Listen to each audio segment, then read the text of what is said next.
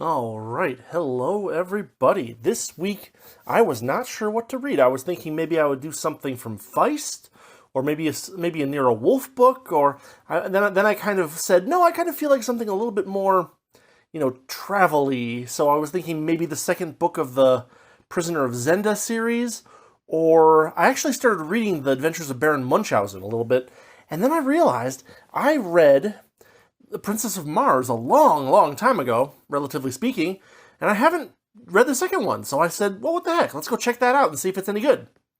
And so this is a review of The Gods of Mars by Edgar Rice Burroughs. Now, according to Wikipedia, this was originally serialized in 1913, ending about in May, and the novel version was published in late 1918. I had a novelized version that said copyright 1918, and said it was printed in Britain. I don't know, whatever, it's what Archive had for me. And this story, of course, continues the John Carter saga, as we saw in the first book. So, the cool gimmick from the first book was that John Carter was supposedly dead. He was interred in a mausoleum, and, it was a weird mausoleum. It was a mausoleum designed to allow a person to get out, but not to get in. And, that's all mentioned in the first 3 pages of the book, so it's not a spoiler or anything.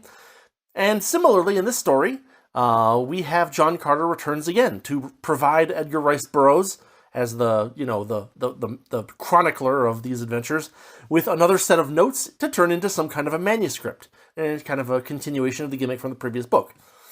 So the way that this book starts basically is that John Carter is back on Earth, and he's very lonely and sad because he's missing everyone on Mars. He's not even sure if they're alive, and yada, yada, yada. He looks out over the Hudson River one night and finds himself, bam, back on Mars, or Barsoom, as it's called, and the adventure happens from there.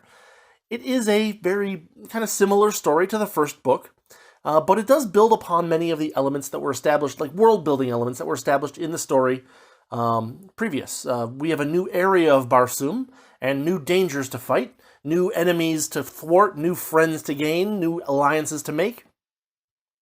One thing that I thought was a little bit odd about the original book was its kind of very archaic tone. Like, it doesn't quite get to the point where he starts spouting, Shakespearean slang, but it doesn't feel like it's that far away. And that tone, that style of writing, continues in this book, which gives it kind of makes it sound a little bit foreign, and at the same time a little bit kind of lofty. There's a lot of, there's dialogue that ends with "I have spoken." It's a little weird, and I think it's that way deliberately. We get a few pieces of reflection here and there to kind of remind you of Carter's past. He was I guess John Carter, the character, is like some kind of pseudo-immortal, I guess. Like he can't remember his childhood. He's always been the youthful and athletic, strapping 30-year-old man kind of character that he's been as long as he's remembered. And he fought in the Civil War and stuff. And this book takes place something like 30 years after that. So he's a weird character in the sense that he's kind of a fantasy element, but an earthly fantasy element, as opposed to all the fantasy and sci-fi elements that are over on Mars. Now, the first book introduced green and red Martians, and most of the story was about, Carter learning to deal with them, culture shock of various kinds or another. This one introduces 2 more kinds, the white Martians, or Therns, and the black Martians, or the Firstborn, and it actually mentions the existence of yellow Martians, but they don't play any part in the story, as far as I can tell. Although maybe we'll find out that they've been orchestrating everything from the curtain, from behind a curtain, in later books. Who knows?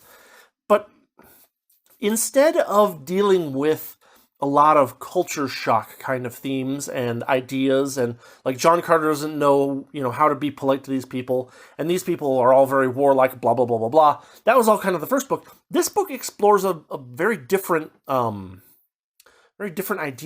And that idea is the idea of mortals being believed to be gods. The idea of godhood as something that can be applied to a person, or, a relatively mortal person.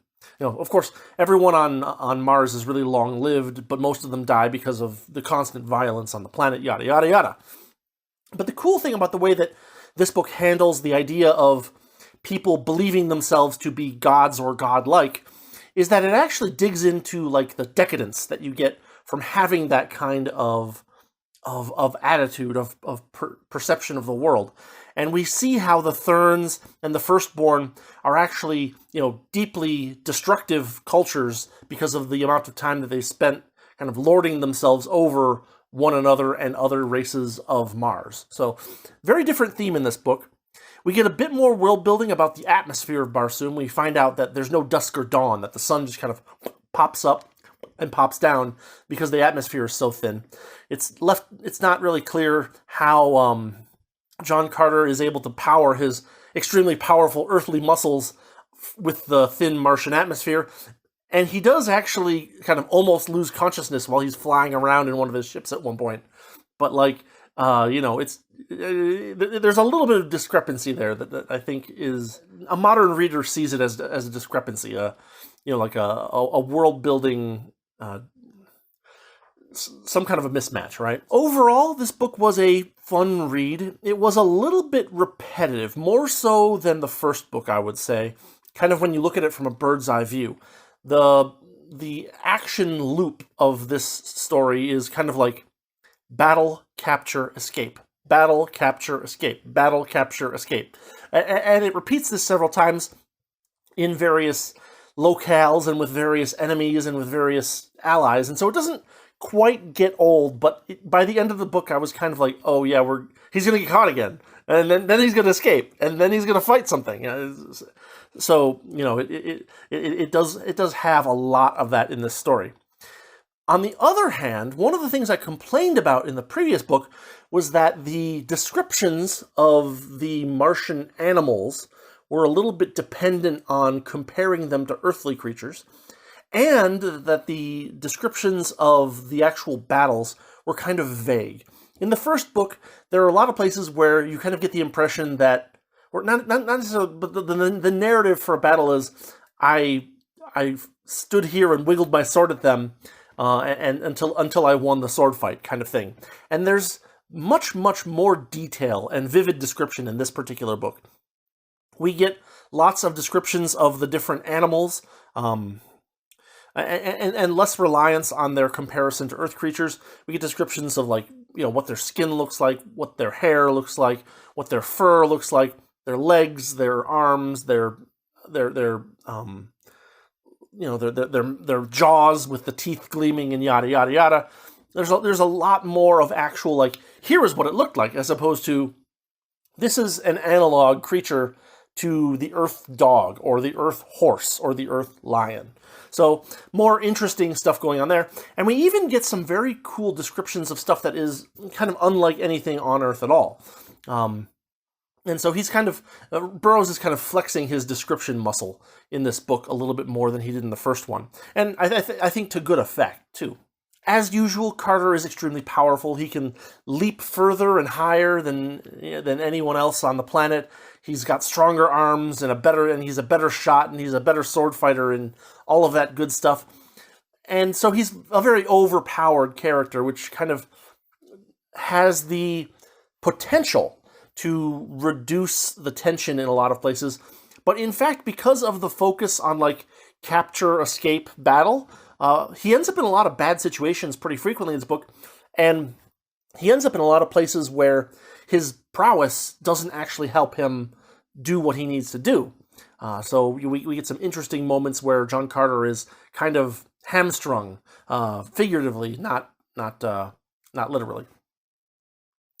We get some character development. Again, these stories aren't really heavy, deep, powerful character arc kind of stories. What basically happens is that throughout the course of John Carter's adventure, he meets various people. Some of them are old friends, and they strike up their friendship again. Some of them are enemies. Some of the enemies become friends. Some of the friends become enemies. Yada, yada, yada. All that kind of good stuff. Nothing too deep, nothing too profound. But there is actually a little bit of development of some of the newer characters where, they have this they have this like long-standing religious tradition that they're so used to thinking in that particular framework, and John Carter breaks up that framework in particular ways, which causes them to kind of look at the way that they've been raised and ask questions about whether how they were raised was correct or not. So there is some interesting stuff. It's not like it's going to be super profound or anything like that, but you do get a little bit of character development where it's appropriate. But the story is an action adventure story and not a character drama. We get a little bit, well, I don't know about less. I wrote less reliance on plot conveniences. There are plot conveniences in stories like this often, right? Where, oh yeah, we just so happen to stumble onto these guys, and oh, we just so happen to win this fight because of this. There's a little bit less of that in this book than there was in the previous book. A lot of the stuff in the previous book is like, John Carter is super strong, and so he wins. John Carter is super fast, and so he escapes. John Carter is super smart, so he does this. John Carter has special telepathy powers, and so, he's at an advantage that other people don't have. We still have some plot conveniences, where, oh, he just so happened to meet this person at this place right when they needed to meet each other so they could succeed in this particular thing that they're trying to do. And at the same time, we do get some conveniences that get overturned in the story. So it does kind of mix it up a little bit to keep you from feeling bored. The conveniences that do appear are, I'd say, fairly well covered or justified, and kind of phrased in a way that it's clear that that this is kind of how the character would have reacted to the circumstances they were in, and that's why they met up. There's also one big plot convenience that is still well justified, but it also is kind of like Burroughs gives it away to the reader before Carter figures it out. So you have an element of that too, where it gets spoiled to you, but you're still waiting to see how Carter reacts when he finds out, which is kind of an interesting way to do that. The combat is by no means super technical, but it is a little bit more detailed than it was in the first book. Another thing that happens a lot in this book is like grappling combat. In the previous book, we got a lot of sword fighting, we got a lot of gunfights. In this book, John Carter is always grabbing somebody's throat, and it is, entertaining and a little bit more visceral, and fun, decent. There's still plenty of sword fighting, there's still plenty of gunfighting, but I guess Burroughs realized that he wanted to get a little bit more, down and dirty with the fights in this book, as opposed to the previous book where things were kind of sterile. So that's an improvement as well. In the end of the book, we kind of get this idea that Carter is a form of a unifying influence over Barsoom and its people. Carter is a moral force that the planet did not have. He has his own sense of honor and so on and so forth that the Martians no longer have. And by bringing this to Mars or Barsoom or whatever you want to call it, he improves their abilities to deal with each other and therefore helps them improve their own lives. So that's kind of what I want to say about this from non-spoiler section. Let's move on to the spoiler section. All right, spoilers. So, as I mentioned in the non-spoiler section, Carter looks out over the Hudson River one night and finds himself transported back to Mars. But this time he's nowhere that he is familiar with at all. He gets attacked by these plant monsters and more of those white apes that were kind of a looming danger in the first book, but only appeared infrequently.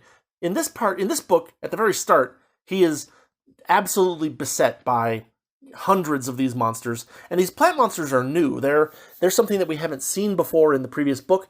They're described in a very interesting way. They're very different. They're not like a direct analog of any creature on Earth, and so Burroughs really goes to the he really does a lot of work in trying to describe them and make them sound, both scary and weird and interesting and vivid and, fun. So, pretty cool. As he's fighting these plant monsters and the white apes, he discovers that he is basically in a place which is known to the Red Martians as, like, the place that you go to make a pilgrimage to heaven. Okay? So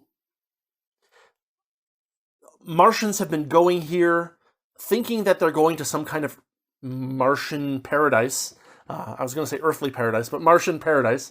And, of course, what actually happens is that they get beset upon by all these monsters, the plant monsters, and the white apes, and presumably they all die. Clearly, this is not a path to some kind of heaven on Mars. So, as Carter continues to fight through, he finds a group of the Green Martians, and they all get killed except for one, and the one who doesn't get killed happens to be Tarkus from the previous book, his ally. He's the leader of one of the tribes of the Green Martians. And together, they fight their way out of the plant men and apes, only to find themselves in these series of dark caverns. They're suddenly under attack by all kinds of monsters, and the monsters appear to be controlled, or at least set upon them, by the White Martians, the Therns. Now, they manage to kind of just barely fight their way out of that. They find their way into the secret chambers that the Therns occupy with all the caged monsters that they let out to anyone who happens to kind of, trespass, basically. And they kill a couple of the White Martians, the Therns. They capture some of the slaves, or they free some of the slaves. And it turns out that these Therns believe themselves to be gods over both the Red and Green Martians, and they use basically secret agents to spread religious ideas to convince people to come on this pilgrimage to heaven, where they are captured, enslaved, and eaten. So these Therns, these White Martians, are by no means, beneficial or benevolent in any way. They are pretty messed up, and they go so far as to be like, John Carter's like, you eat the Red Martians and the Green Martians? And one of them is like, well, yeah, you eat animals, don't you? And Carter's like, you're right. There's a lot going on there. Now, these White Martians, even though they think themselves to be the gods of Mars, they are in constant fear of the Black Martians, or who call themselves the Firstborn, who, in the same way that they attack the Red and Green Martians, the Black Martians appear randomly on these flying ships and attack them and kill a bunch of them and capture or kidnap or steal away their women as well, which, leads to a bunch of speculation about the horrible fate that all these Thern women are meeting once they're captured, kind of thing. Carter starts to try to fight his way out of the Thern territory. He tries to find a ship that he can commandeer, hijack, and he, says, if I can just get a ship and get out of here, I can fly back to Helium, and everything will be hunky-dory because I can meet up with people that I know, and everything will be great. We'll now know that this enemy is lurking there, and hopefully I can convince them to stop making this pilgrimage when they feel like they are done with their lives. While trying to fight his way out of the White Martian territory, he gains two women. One is a Red Martian girl who was enslaved by the Therns, and the other one is a Thern woman whose life he saves from one of the Black Martians. Their names are Thuvia and Phaidor. Thuvia is the Red Martian, Phaidor is the White Martian. And he's in a place where there could have been some kind of triangle or quadrangle thing set up. Carter's not having any part of it. He's like, no, I'm already married. My wife is Deja Thoris. None of you are going to convince me otherwise. And Thuvia is kind of not happy about it. But Phaidor is used to believing herself to be like a god over the Red Martians, and for Carter to reject her in favor of a Red Martian woman is outside the bounds of propriety. And so she has this response, which is so over the top that I think it is actually kind of funny. "Dog," she hissed, "dog of a blasphemer, think you that Phaidor, daughter of Matai Shang, supplicates, she commands, what to her is your puny outer-world passion for the vile creature you chose in your other life? Phaidor has glorified you with her love, and you have spurned her. 10,000 unthinkably atrocious deaths could not atone for the affront that you have put upon me. The thing that you call Deja Thoris shall die, the most horrible of them all. You have sealed the warrant for her doom. And you shall be the meanest slave in the service of the goddess you have attempted to humiliate. Tortures and ignominies shall be heaped upon you until you grovel at my feet, asking the boon of death. In my gracious generosity I shall at length grant your prayer, and from the high balcony of the Golden Cliffs I shall watch the great white apes tear you asunder." So like, like she's not happy. But at the same time, she's completely at the mercy of Carter and the other people that he's working with because right about that time, a bunch of the Black Martians attack, and now they're kind of fighting on two fronts. Of course, so we've had battle, right? He's fighting the plant men and the white apes. Capture, he gets captured by the Therns. Escape, he escapes the stuff that they have for him. Battle, because he's fighting more of the Therns. More battle, because now the Black Martians, the Firstborn, attack. Capture, because Carter gets captured by a prince or dator of the Firstborn named Zodar, Xodar. He puts Thuvia on a ship along with Tarkus and sends them off. But the ship is too light for him to also be on that ship. So he gets off the ship, gets captured by the Black Martians. Fyodor also gets captured by the Black Martians. And they fight, or he fights Zodar like alone on the ship and beats him up, ties him up, doesn't kill him, and then tries to take the ship away from the Thern zone. Unfortunately, the ship is damaged, and so on their way away from the Thern zone, they get captured by a fleet of the Firstborn, and captured and taken to the subterranean city of the Firstborn, ruled by this ancient queen who is believed to be all-powerful and immortal. Now, the Firstborn treat the white and the red and the green Martians as slaves or food, and they also have this cultural thing that to see the queen herself, like to see her, means to die in 1 year. So, she forces Fyodor to look upon her, and then Fyodor becomes her slave. She forces John Carter to look upon her, and she's like John Carter is absolutely repulsed by her. She's this kind of ancient, frazzled woman with 2 teeth remaining, and just all messed up. He's very vivid in his description of the ravages of age, but the one who gets it the worst is actually Zodar, who gets pushed in and forced to look at her, and she makes Zodar into Carter's slave for being defeated by Carter. To be Carter's slave of a slave, as it's written in the book. So Zodar and Carter go off to an island to be imprisoned and to kind of do manual labor, but Carter immediately starts to plot and escape. Right? So, how does it work?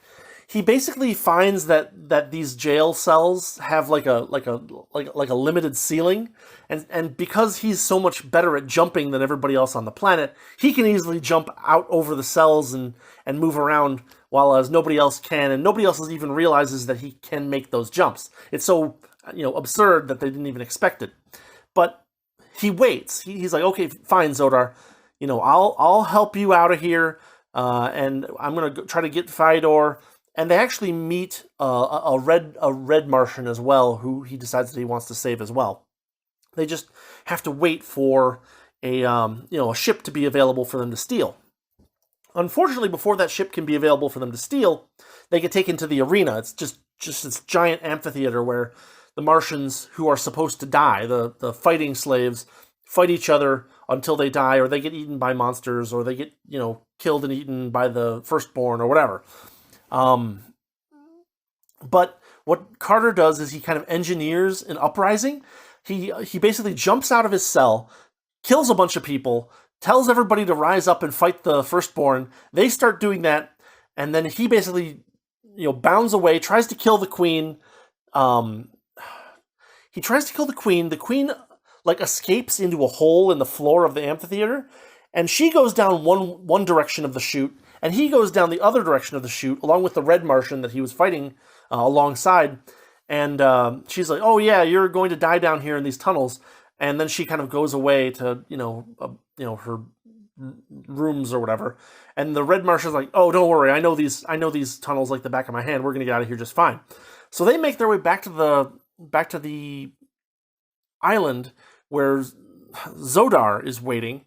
They steal a ship. They try to escape. They have to escape up this very narrow shaft. Like, the subterranean city of the Firstborn is a couple hundred feet under the surface of Mars. It's at pretty much precisely the South Pole, and there's a narrow shaft that goes a couple hundred feet and then opens up into the area where there's still seas of water and where all the Firstborn live. They manage to escape. Their ship gets damaged on the way out, and basically it crashes after a little while. They get out, but they don't get very far. They're kind of under pursuit. And about this time, Burroughs tells us that the Red Martian that Carter saved, who was about to die in the arena fight, actually happens to be Carter's son. So this was hinted at strongly earlier, and very soon about here, Carter finds out as well. And they're like, "Oh yeah, he looks a lot like you. Isn't that strange?" Or, "Oh, what kind of red Martian would go searching around the South Pole?" No one, they're not explorers. He would have to have the blood of an explorer to stuff like that. There's stuff like that which kind of like tells the reader what's going on a little while before it is told to Carter. So they're flying away in this ship that's damaged. The ship crashes.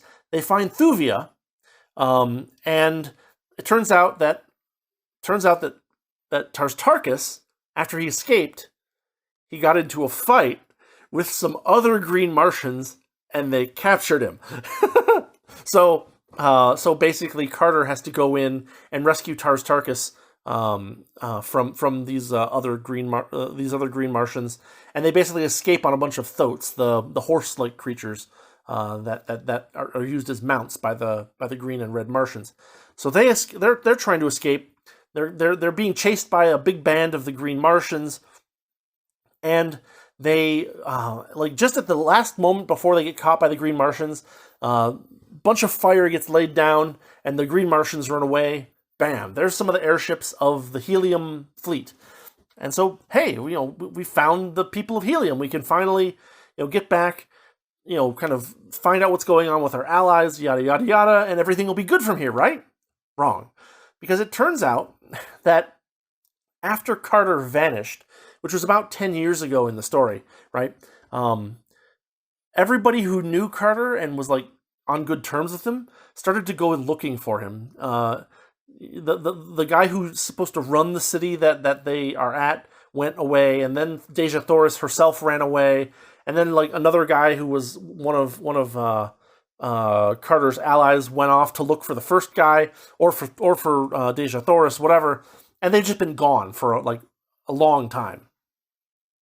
So all of Carter's allies are missing, including Dejah Thoris, because he was really hoping to be reunited with her, and him being reunited with her is the thing that would help prevent him from like having to deal with Thuvia and Fidor. And it's like, no, she's real. I swear, right? So, but it turns out that now that they've escaped and had a battle, that they're under arrest in Helium. People who, number one, anyone who goes off on that pilgrimage and comes back, when they come back, they're sentenced to death. It's a religious thing. This is one of the bits of propaganda that the Therns are spreading through red and green societies, that everybody who comes back with tales of plant men and white apes on the pilgrimage path need to be killed. Because obviously they're wrong. And it definitely is totally a path to heaven and not a way to get enslaved and eaten. Totally, right? But somehow, John Carter managed to talk himself into like 1 year of mercy, right? Like, oh yeah, we're going to execute you, but we'll wait 1 year to see if one of your allies comes back. And if he does, then we'll kind of discuss this again and see, what the consensus is. The one person who happens to be at Zodanga, this city, is Zat Arras, and there's 3 R's in there, Arras, and he's someone who is not a friend of Carter or an ally in any sense. So, like, right as they're trying to make their plan to put together a fleet to go attack the Therns and the Firstborn and save Dejah Thoris, a spy, one of Zat Aras's spies, runs off, and they're like, "Oh no, a spy! Our plans are undone." And then John Carter basically gets knocked out and wakes up, and Zat Arras is right there, and he's like, "I'm going to put you in jail until the end of your year. all you have to do to get out of jail is say that I should be the leader of this city. And Carter's like, no, I won't do that. No matter what you do, I won't do that. Yada yada yada. And so he spends most of a year in a dungeon called the Pits. And there's a bunch of details about, like, there's a guy who brings him food, and he tries to convert him over to his side, but kind of fails, but convinces him to go get some. So the way that the Red Martians work is that if you win in battle, you get the medal of your defeated opponent. And so he's like, okay, fine, you won't help me, but thank you for not like spitting in my food or whatever. If you go to this particular mansion and give them this note, they will give you some very nice metal and stuff like that. So, finally this guy's like, well, I'll go get some metal. I won't betray Zataras, but I'll go get some metal for being nice to this John Carter guy. And it's like once. What's his? Okay, so Carter's son's name is, I think, Carthoris, right? Carthoris gives this guy the medal, and then as soon as he gives them the medal, he's like, I have no obligations towards you now. So he captures him and wheedles out of him the location of John Carter's prison cell, goes to rescue John Carter. John Carter nearly kills him, and then he gets up, they get out, they manage to make their way to the fleet, they fly down to the South Pole, and they start this giant air battle with the Therns and the Firstborn. Because they have to kind of bottle up the Therns first, so that they can go down into the subterranean city of the Firstborn, but nothing goes the way that they expect it to. First off, the Firstborn are way better pilots than they expect them to be, and so the guards that they had over the opening of that little shaft into the subterranean city gets completely destroyed. Second, Zataras himself brings an entire fleet but then there's this great turnaround right at the end where a bunch of Zataras's men actually betray him, so that John Carter can kind of win the day. He makes his way down through the shaft to the city of the Firstborn, and he discovers that even though he is trying to fight the Queen, that what the Queen has actually done is taken Dejah Thoris, Thuvia, and Fyodor, and put them into a place called the Temple of the Sun, I believe, where it's basically a dungeon that rotates along with the planet somehow, and it only opens up for one day every single year. At the very end of the story, they basically, there's this gap that's closing and it's barred, so they can't get the people out of it, but they basically throw in a bunch of cans of food, and they say, all right, try to survive for the year, and we'll come back to get you for next year. And then there's this little turnaround where Fyodor seems to attack Dejah Thoris right as the thing closes, and then the book just ends. And it's like, oh, at this point, like this is not just a cliffhanger. This is like a cliffhanger to end all cliffhangers, because like it's like, yep, the thing's closed and there's no way in, and we have to wait a year. So that's how the story ends. In conclusion, this is a hell of a ride. I think it's a little better than the first book. It has the downside of being more repetitive, a little bit formulaic, but it has more detail. It has more interesting combat. It has more characters. It has more world building. It's a little less convenient, the things that happen in it. But at the same time, it does get a little bit repetitive. For a book, it was about 370 pages, the version that I looked at. And, it was a long book for so many things to happen over and over again in it. And it ends in a ridiculous cliffhanger that I mentioned in the spoiler section. At this point, Burroughs definitely knew he was writing a third one. In fact, I looked it up, and it looks like the serialization of this book in mid-1913 led to a 6-month gap before the start of Warlords of Mars, which I think was in December of 1913. So, the people in real life had a pretty significant cliffhanger at the end of this book as well. I looked around to see if I could find a copy of the Pulp magazine All Story with this in it to see if it ended the same way in the serialized version, but I couldn't find one, so I don't know. But the ending in this book is very it's a very intense cliffhanger, I guess. What can I say in general? If you liked the first book, you might like this one a little better. I did. It wasn't like like the the literary victory of a 100 years when I read it, but it wasn't bad, and I enjoyed reading the whole thing. About halfway through, I was like, battle, capture, escape, battle, capture, escape, because it already happened like 2 times by that point. But even with that kind of formula behind it, it still was pretty well done. If you haven't read the first one, I wouldn't recommend this as a place to start. I would say read the first book first to see if you like it, and to also get a lot of the information that you kind of want to be knowledgeable about to understand the world building that is kind of assumed in this book. So, Princess of Mars, then this book. Probably don't skip Princess of Mars. That's my opinion, but feel free to check it out and see what you think. I'll put a link in the description as usual. Yeah, that's what I've got. So thanks for watching. Thanks for listening. Hope you enjoyed my review of The Gods of Mars by Edgar Rice Burroughs. And, well, I'll see what I have for you next week. Have a good one.